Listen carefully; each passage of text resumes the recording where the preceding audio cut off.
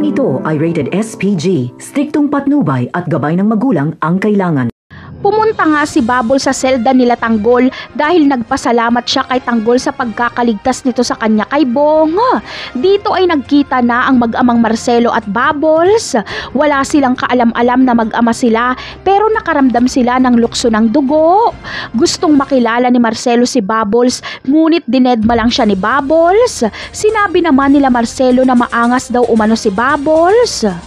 Ngunit ang tanong ng marami, alam kaya ni Olga na buhay pa si Marcelo? Ang sagot ay oo. Dahil noong binaril ni Olga si Marcelo ay sinadya niya talagang daplisan lang ito para mabuhay. At dahil nalaglag sa tubig si Marcelo ay akala ni Don Julio ay patay na talaga ito. Dahil kung hindi si Olga ang bumaril kay Marcelo noon ay si Don Julio ang babaril dito. At siguradong patay dito si Marcelo. Kaya naman, lumalabas na iniligtas pala ni Olga ang buhay ni Marcelo noon. Sa ngayon ay walang kaalam-alam si Marcelo na may anak sila ni Olga. Ang ginawang pagtago ni Olga kay Bubbles ay hindi lang sa mga Montenegro, kundi para hindi rin ito mahanap o malaman ni Marcelo na may anak sila. Alam kasi ni Olga na mas magiging delikado ang buhay ni Bubbles kapag makilala ito ni Marcelo.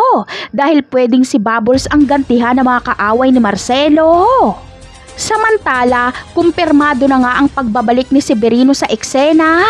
Ikakagulat ng lahat dahil buhay pa pala si Severino at itinago lang ito ni Ramon habang nagpapagaling.